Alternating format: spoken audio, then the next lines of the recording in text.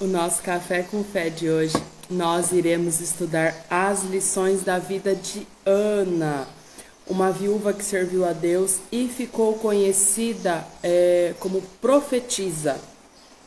Ana é mencionada, no Novo Testamento, e ela, além de receber, o seu nome, ser falada, ela recebeu o título de profetisa. Então, hoje nós iremos estudar um pouco sobre ela. No sábado, nós íamos falar sobre ela, mas o Senhor Deus nos conduziu para outra palavra.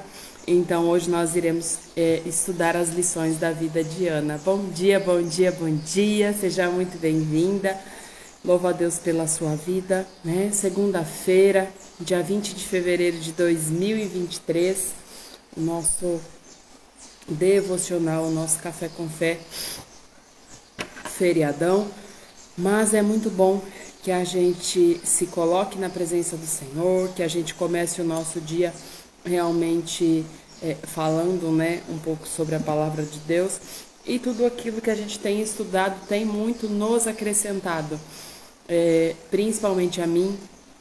Então eu estou muito feliz de poder estar aqui, de poder compartilhar com vocês manhã após manhã a palavra do Senhor. Então, já pegue a sua Bíblia, já pegue o seu café.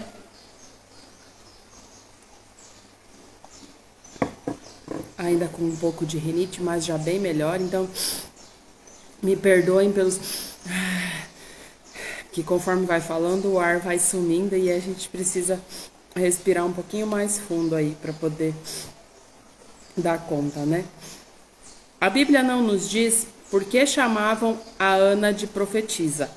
Sabemos que ela era viúva e talvez seu esposo tivesse sido um profeta, ou talvez Deus tivesse lhe dado discernimento especial sobre o futuro. Qualquer que seja a razão, a Bíblia nos diz que ela era profetisa. É uma afirmação bíblica, uma afirmação que está na Bíblia. Conforme lemos no livro de Lucas 2, 36 e 37. Havia uma profetisa chamada Ana, filha de Fanuel, da tribo de Asser, avançada em dias, que vivera com seu marido 7 anos desde que se casara e que era viúva de 84 anos. Esta não deixava o templo, mas adorava noite e dia em jejuns e oração. Ana viveu numa época durante a qual o Império Romano dominava completamente o mundo mediterrâneo. O domínio romano estabelecia sua filosofia, seu estilo de vida materialista e suas crenças religiosas, que se opunham à ideia da vinda do Messias. Entretanto, Ana era fiel a Deus. Trabalhava fielmente no templo e não se distraía com as coisas ao seu redor. Ela deve ter esperado ansiosamente a vinda do Messias, para redimir Israel do domínio de Roma. Certamente ela ouvira as profecias concernentes ao nascimento de Cristo durante os anos que trabalhava no templo. Isaías era um dos livros proféticos em que geralmente se lia no templo. Ana deve ter escutado as predições relacionadas ao nascimento de Jesus, conforme está escrito em Isaías. Lá no livro de Isaías, no Antigo Testamento, já se previa a vinda do Messias, A vinda do Senhor Jesus. Isaías 7,14. Portanto, o Senhor mesmo vos dará um sinal. Eis que a virgem conceberá e dará à luz um filho e lhe chamará Emanuel. Embora não tenha dito aqui o nome de Maria, mas já sabia-se que seria fruto de uma virgem, pura, sem pecado. Ana poderia estar familiarizada com a profecia em Miqueias, que precisasse o lugar do nascimento de Jesus. Miqueias 5:2 diz: E tu, Belém, pequena demais para figurar como o grupo de milhares de Judá, de ti me sairá o que há de reinar em Israel, e cujas origens são desde os tempos antigos, desde os dias da eternidade. as circunstâncias da vida de Ana. Ana foi casada por 7 anos até que seu marido morreu.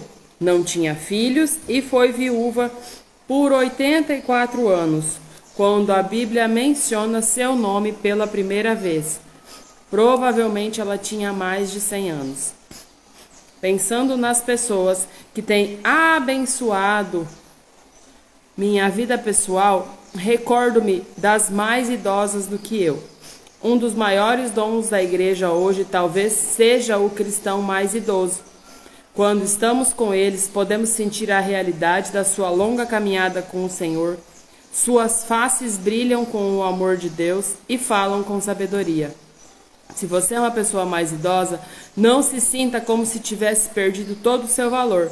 Deus continua a precisar de pessoas mais idosas em seu serviço. Ana era viúva, sabia o que significava estar só. Ela poderia isolar-se, sentir automiseração ou poderia entrar em depressão. Poderia ter se irado contra Deus por ter levado seu marido quando ainda era muito jovem. Entretanto, a Bíblia nos mostra outro quadro. Ana era uma mulher muito ativa que trabalhava muitas horas no templo de Deus. Ana é um bom exemplo do que diz em 1 Coríntios 4:2. Ora, além disso, o que se quer dos despenseiros é que cada um deles seja encontrado fiel.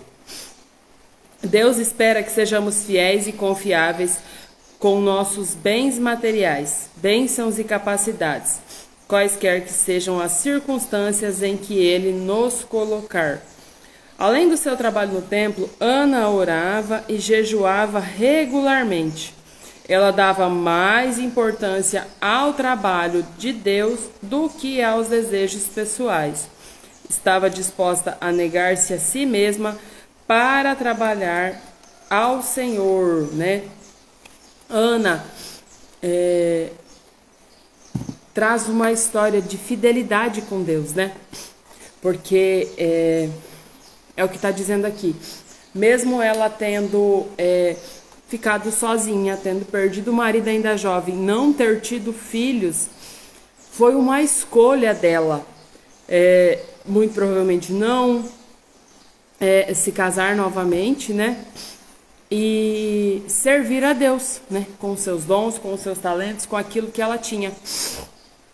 E algo que chama muita atenção na história de Ana é que ela era ativa, ela trabalhava no templo, né?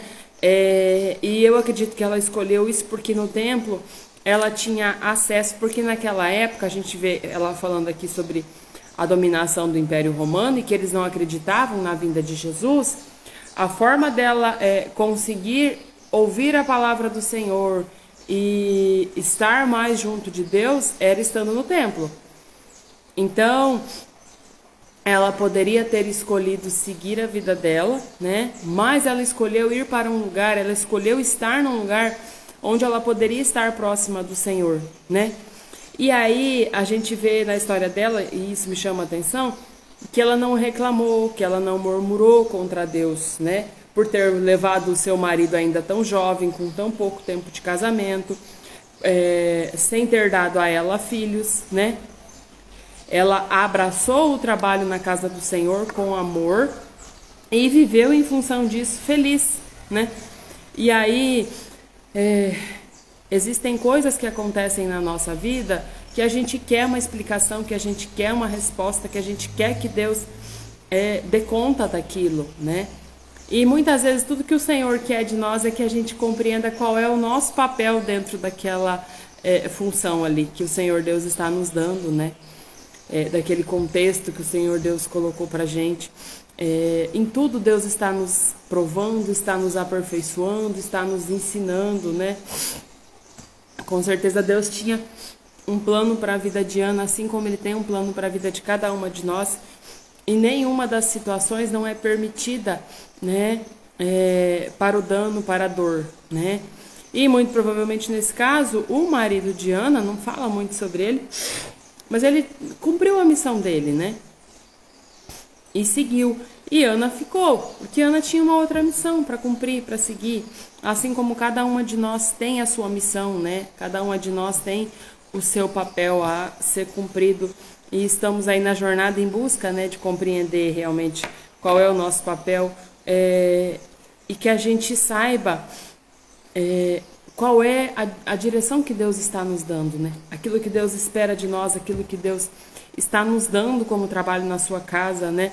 Uma coisa que é muito bacana para quem está tentando engravidar e que eu acredito que ajuda até você ocupar seu coração, sua mente, aliviar, né? É o trabalho na casa do Senhor, ou o trabalho voluntário, né? O trabalho em creches, orfanatos, asilos, né? Ela traz aqui a solidão, né? A solitude das pessoas idosas. Quando a gente faz trabalhos para o Senhor, né? Em lugares onde a palavra de Deus muitas vezes não chega, mas existem pessoas necessitadas, né, desse calor humano, dessa palavra de Deus, o nosso coração vai se quebrantando, né? A gente vai aprendendo muito mais de Deus do que as próprias pessoas, né? Faz bem para o outro, mas faz ainda melhor para nós. Muito provavelmente, para Ana, era melhor servir no templo, né? Estar rodeada de outras pessoas que serviam o mesmo Deus, falavam de Deus, e ela poderia aprender e ouvir, né, da palavra do Senhor, do que se isolar e ficar sozinha, né? Então Ana fez uma escolha entre murmurar e reclamar. Ela decidiu fazer algo por ela mesma, né? Foi um movimento que ela servia no templo, mas era algo que ela escolheu fazer por ela mesma. E aí a minha pergunta para você hoje, nessa segunda-feira de feriado, né, e acredito que seja isso a principal palavra do Senhor para sua vida nessa manhã: o que você tem feito pela sua vida? Eu sei que na jornada para engravidar a gente foca muito no positivo, em conseguir o positivo, perdão. A gente foca muito nesse resultado que a gente tanto quer e tanto busca, né? Eu quero engravidar. E nisso, a gente vai deixando várias coisas da nossa vida, talvez, de lado, né? A gente foca tanto na condição para estar bem, para se sentir preparada para o positivo, e acaba esquecendo de cuidar muitas vezes da gente. Bom dia, graça e paz, seja muito bem-vinda, Deus abençoe. A gente acaba focando tanto, né, no resultado que a gente quer, e muitas vezes até se esquece de fazer coisas pela gente, né? Hoje mesmo que muitas vão estar em casa descansando, eu sei que algumas trabalham, mas muitas também vão estar descansando hoje, amanhã, né? Retornam só na quarta-feira, após o almoço, para o trabalho. É um dia para aproveitar realmente, fazer algo por você, né? Há quanto tempo você não faz alguma coisa que você gosta? Por exemplo, sair para tomar um sorvete sozinha, ou sair para dar uma volta. Quem mora no interior aí, que tem mais facilidade de ter contato com a natureza, né? É tão bom. Por exemplo, amanhã a gente está programando de levar os gêmeos num parque que tem aqui próximo. É um tempo em que eu vou tirar para estar com os meus filhos. Da mesma forma que vocês, também é importante que façam essas pausas, né? Momentos em que vocês recarregam aí as energias, renovam as forças e os pensamentos positivos, né? A pausa, o descanso, ele faz parte, né? Tanto que, inclusive, o próprio Deus nos fala, né, que a gente tem que fazer essa pausa e descansar. E a jornada para engravidar é puxada, é cansativa, e a gente fica muito focado nisso, né? Todo o tempo, e tudo que faz é voltado para isso, é pensando nisso, com esse objetivo, e isso acaba ficando cansativo, desgastante, não só para você, mas também para o seu companheiro, né, que está aí junto de você. Então, por que não se permitir, né, ter um dia de descanso, um dia de lazer, um dia de paz, um dia de sossego, de tranquilidade, que com certeza, com a cabeça em outro lugar, em outro foco, em outras coisas, a gente até pensa melhor, né? Depois, quando a gente volta, vamos dizer assim. Então, hoje nós falamos sobre a história de Ana e eu trouxe essa questão, né? De que quando Ana ficou viúva, ela não tinha filhos. Então, entre a solidão, né, de continuar seguindo a sua vida e esperar por um novo marido e servir, né, com as suas mãos, com o seu trabalho, a obra do Senhor, ela escolheu servir, né? Então, a gente precisa escolher coisas que nos façam bem, que nos agreguem, que realmente acrescentem na nossa vida, né? E é muito importante porque isso vai aquecendo o nosso coração, né? O ser humano, nós temos uma necessidade natural de nos sentir úteis realmente, né? De servir, de fazer algo que realmente seja bom, que realmente contribua, né, para as outras pessoas. E na história de Ana a gente viu isso, que Ana escolheu realmente dedicar a vida dela a servir, mas porque foi o lugar onde ela se encontrou, onde ela se sentia bem, né? E talvez hoje você vive num lugar, você está, né, num momento de muita pressão, vive num lugar onde você é muito cobrada, onde o resultado não vem, e a gente falou da culpa ontem, né? A culpa bate porque isso, porque aquilo, porque eu deveria ter feito aquele outro, porque eu deixei de fazer aquele. E a gente acaba ficando tão envolvida nesse processo que acaba se esquecendo de coisas preciosas e importantes, né? Momentos de cuidado conosco, coisas que a gente gosta de fazer e que talvez há tanto tempo não faz, né? Aproveite esses dias de feriado para isso. Eu sei que muitas de vocês não curtem também carnaval, né? Festa, mas aproveite a pausa, né? Para olhar para você, aproveite a pausa para fazer algo por você, algo que você goste, que talvez faz tanto tempo que você não faz, que você nem lembra mais o quanto é bom. Faça isso por você.